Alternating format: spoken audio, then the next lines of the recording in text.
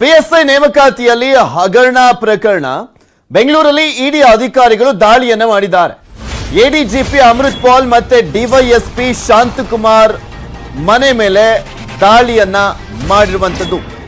PSI ನೇಮಕಾತಿ ಅಕ್ರಮದ ವಿಚಾರಕ್ಕೆ ಸಂಬಂಧಪಟ್ಟಂತೆ ನಿಮ್ಗೆಲ್ಲರಿಗೂ ಕೂಡ ಗೊತ್ತಿದೆ ಎಷ್ಟು ದೊಡ್ಡ ಭ್ರಷ್ಟಾಚಾರ ಹಗರಣ ನಡೆದಿದೆ ಅದರಲ್ಲಿ ಅಂತ.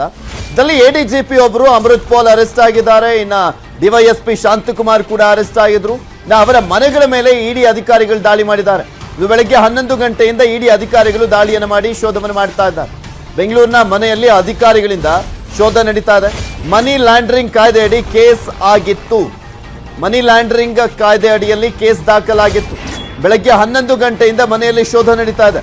ಕೆಲ ಮಹತ್ವದ ದಾಖಲೆಗಳ ಪರಿಶೀಲನೆಯನ್ನ ಮಾಡಿ ವಶಕ್ಕೆ ಪಡೆದಿರುವಂತದ್ರ ಬಗ್ಗೆ ಮಾಹಿತಿ ಲಭ್ಯವಾಗ್ತಾ ಇದೆ. Adugodi police quarters block number 19ರಲ್ಲಿರುವಂತ ಡಿವೈಎಸ್ಪಿ ಇವರು ಹೂವಿನ ಕೃಷಿ ಮಾಡಿ 1 ಎಕರೆಯಲ್ಲಿ ವರ್ಷಕ್ಕೆ 30 ಲಕ್ಷ ಸಂಪಾದನೆ ಮಾಡ್ತಾರೆ. ಅವರಿಂದ ಕಲಿಬೇಕಾ? ಫ್ರೀಡಮ್ ಆಪ್ ಅನ್ನ ಈಗಲೇ ಡೌನ್ಲೋಡ್ ಮಾಡಿ. ಶಾಂತಕುಮಾರ್ ನಿವಾಸ ಸದ್ಯ ಪಿಎಸ್ಐ ಅಕ್ರಮ ಕೇಸ್ನಲ್ಲಿ ಜೈಲಿನಲ್ಲಿದ್ದಾನೆ ಶಾಂತಕುಮಾರ್. ಡಿವೈಎಸ್ಪಿ ಮತ್ತೆ ಎಡಿಜಿಪಿ ಆಗಿರುವಂತ ಅಮೃತ್ ಪಾಲ್ ಇವರಿಬ್ಬರ ನಿವಾಸಿಗಳ ಮೇಲೆ ದಾಳಿಯನ್ನ ಮಾಡಲಾಗಿತ್ತು. ಪಿಎಸ್ಐ ನೇಮಕಾತಿಯಲ್ಲಿ ಹಗರಣ ಪ್ರಕರಣಕ್ಕೆ ಸಂಬಂಧಪಟ್ಟಂತೆ ಇಡಿಯಲ್ಲಿ ಪ್ರಕರಣ ದಾಖಲಾಗಿತ್ತು. ಇದ್ರ ಬಗ್ಗೆ ಮತ್ತಷ್ಟು ಮಾಹಿತಿಯನ್ನು ನೀಡ್ತಾರೆ ನಮ್ಮ ಪ್ರತಿನಿಧಿ ಮಂಜುನಾಥ್ ಚಂದ್ರ ದೂರವಾಣಿ ಸಂಪರ್ಕದಲ್ಲಿ ಜಾಯಿನ್ ಆಗ್ತಾ ಇದ್ದಾರೆ. ಮಂಜು, ಎಡಿಜಿಪಿ ಅಮೃತ್ ಪಾಲ್ ಮತ್ತೆ ಡಿವೈಎಸ್ಪಿ ಶಾಂತಕುಮಾರ್ ಮನೆ ಮೇಲೆ ದಾಳಿ ಆಗಿರುವಂತದ್ದು ಅಪ್ಡೇಟ್ಸ್ ಏನ್ ಲಭ್ಯವಾಗ್ತದೆ? ಏನೆಲ್ಲ ಮಹತ್ವದ ಮಾಹಿತಿಗಳು ಲಭ್ಯವಾಗಿದೆ?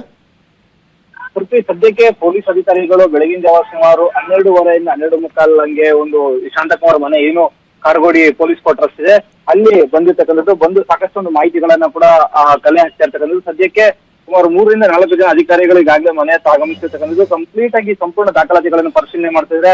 ಜೊತೆಗೆ ಏನು ಬ್ಲಾಕ್ ನಂಬರ್ 19 ಅಕ್ಕಪಕ್ಕದ ಕೂಡ ಕೆಲವೊಮ್ಮೆ ವಿಚಾರಿಸಿರ್ತಕ್ಕಂಥದ್ದು, ಯಾರ್ಯಾರು ಎಷ್ಟು ವರ್ಷ ಇದು ಅಂತ ಪ್ರತಿಯೊಂದು ಮಾಹಿತಿಗಳನ್ನು ಕೂಡ ಕಲೆ ಹಾಕ್ತಾ ಇದ್ದಾರೆ. ಜೊತೆಗೆ ಇನ್ನು ಅಣ್ಣ ತಮ್ಮ ಶಾಂತಕುಮಾರ್ ಏನು ಅಣ್ಣ ತಮ್ಮ ಏನಿದ್ರೆ ಅವರ ಬಗ್ಗೆ ಕೂಡ ಮಾಹಿತಿಗಳನ್ನ ಕಲೆ ಹಾಕಿ ಯಾರಾದ್ರೂ ಬರ್ತಾ ಇದೆ ಬೆಳಗಿನ ಜಾವ ಅಥವಾ ಸಾಯಂಕಾಲ ಯಾರಾದ್ರೂ ಬರ್ತಾ ಇದೆ, ಶಾಂತಕುಮಾರ್ ಯಾರ್ಯಾರ ಭೇಟಿ ಆಗ್ತಾ ಇದ್ರು ಅಂತ ಕಂಪ್ಲೀಟ್ ಮಾಹಿತಿಗಳನ್ನ ಈಗಾಗಲೇ ಪಡ್ತಾ ಇರ್ತಕ್ಕಂಥದ್ದು.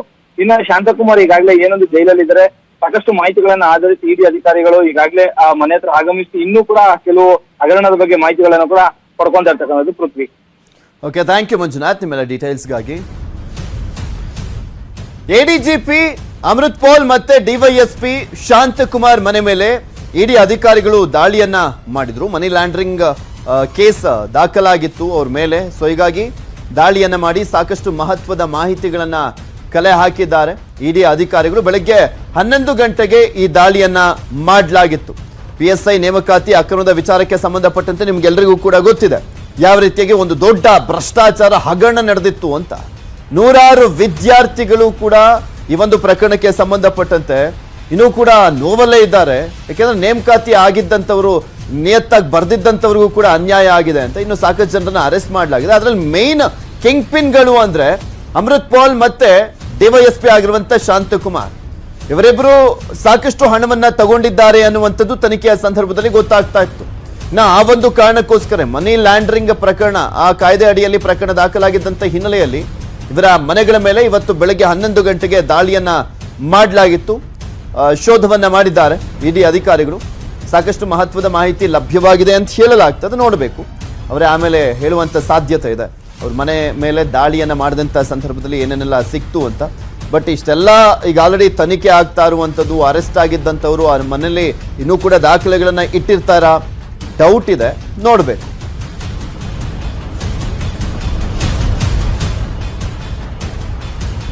ಯಾಕೆಂದ್ರೆ ಇಲ್ಲಿ ಒಂದ್ ಕಡೆ ಇವರಿಬ್ಬರನ್ನು ವಿಚಾರಣೆ ಮಾಡುವಂತ ಸಂದರ್ಭದಲ್ಲಿ ಕಾಂಗ್ರೆಸ್ನವರು ಆರೋಪವನ್ನು ಮಾಡ್ತಾ ಇದ್ರು, ಇದರಲ್ಲಿ ಇನ್ನೂ ದೊಡ್ಡವರೆಲ್ಲ ಇದ್ದಾರೆ, ಜಸ್ಟ್ ಇವ್ರ ನೆಪ ಮಾತ್ರ ಅಷ್ಟೇ, ಇವರೆಲ್ಲ ಬಾಯಿ ಬಿಟ್ರೆ ಇನ್ನೂ ದೊಡ್ಡ ಮಂತ್ರಿಗಳೆಲ್ಲರೂ ಹೊರಗಡೆ ಅಂದ್ರೆ ಒಳಗಡೆ ಹೋಗ್ಬೇಕಾಗುತ್ತೆ, ಕಂಬಿ ಎಣಿಸ್ಬೇಕಾಗತ್ತೆ ಅಂತೆಲ್ಲ ಆರೋಪ ಮಾಡ್ತಾ ಇದ್ರು.